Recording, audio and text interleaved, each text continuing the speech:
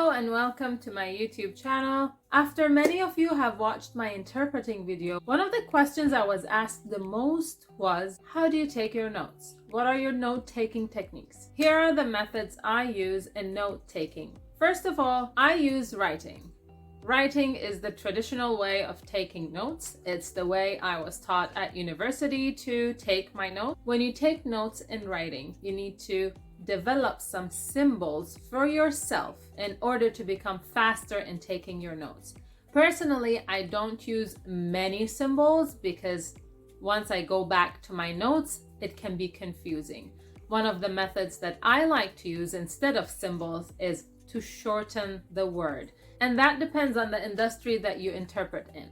For instance, the area that I am focused on is medical interpreting.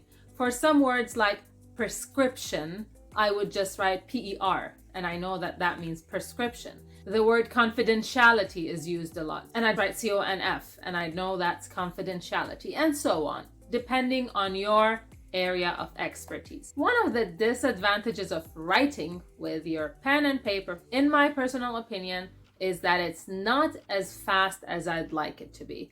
I am much quicker in typing than I am in writing.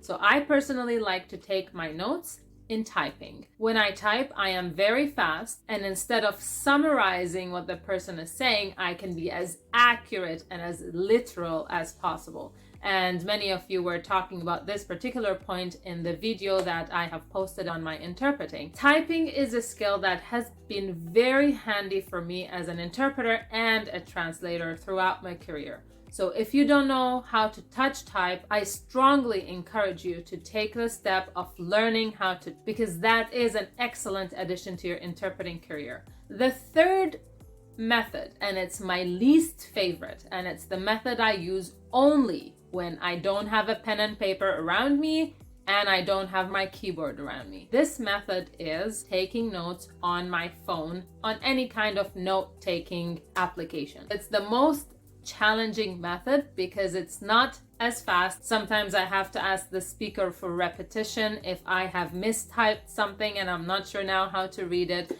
I do not recommend it at all, but if you don't have anything else around you and you just have your phone, you might as well use it. You might be wondering in what language I take my notes. I like to take my notes in the language that I hear them. Just because I think it's much faster, I am focused at that particular point in taking the notes, in making sure that all the information that is being said is reflected in my notes. So I don't see myself having the time to interpret as I'm taking the notes. I write the notes or I type the notes in the language that I hear them, and then when it's my turn to speak, I sight translate. Note-taking is a skill that can become better and better with practice, like many other skills. So don't be discouraged if you don't like your note-taking skills at this point, but rest assured that if you do it every single day, you will find yourself at a better spot next month.